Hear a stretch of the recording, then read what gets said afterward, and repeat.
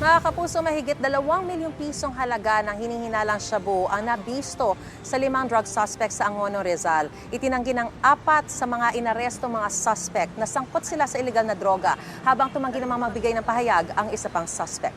Nagbabalik sa kanyang unang balita, si EJ Gomez.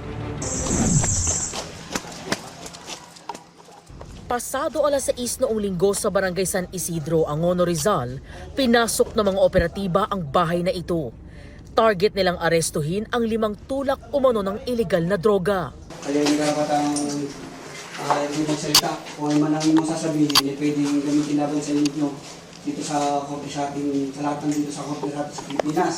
Tatlo dito ay high-value individual and 2 personalities are street-level individual.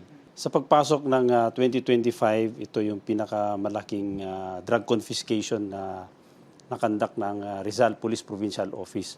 Na-recover mula sa mga sospek ang 11 pakete ng hinihinalang shabu.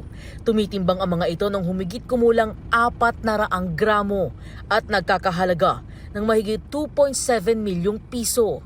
Base sa investigasyon, sa iba't ibang lugar sa Angono ang area of operation ng mga sospek. Ang kanilang supply, ibinebenta raw online at kaliwaan. Yung source ng illegal drugs is sa isang individual na taga-Angono rin. No? So yun ang subject ngayon ng follow-up operation for the possible arrest of the subject personality. Aminado raw sa krimen ang mga sospek na sina alias Onyok, alias Buboy, alias June, alias Robin at alias Gala ayon sa pulisya. They are amenable with the crime they committed. Yung previously na naapresto na yun, na hindi naman makatanggi. No? Pero nang humarap sa media, itinanggi nilang sangkot sila sa illegal drug trading.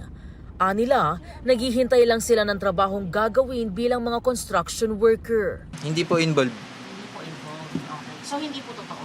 Hindi po. Isa po akong welder. Nagtatrabaho na po ako ng oras na nag-welding na.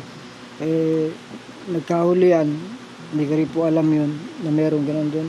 Nabigla lang din po kami. Hindi po totoo. Wala po akong alam na nagbibenta ng droga. Naghahanap lang po ako ng trabahador. Bigla po dumating yung Nuli kami. Inintay po ako na ito ni tatay. Kasi naghanap po silang labor. Magsisisil po sana kami ng tubig May dala pa akong tubo Tapos biglang nagkahulihan lang sila. Biglang dumating yung nanguhuli. Sabi naman ng babaeng sospek, no comment po. Sa hukuman na lang po ako magsasalita. nakukulong ang mga sospek sa Angono Municipal Police Station. Maharap sila sa reklamong paglabag sa Comprehensive Dangerous Drugs Act of 2002. Ito ang unang balita. EJ Gomez para sa GMA Integrated News. Gusto mo bang mauna sa mga balita? Mag-subscribe na sa GMA Integrated News sa YouTube at tumutok sa unang balita.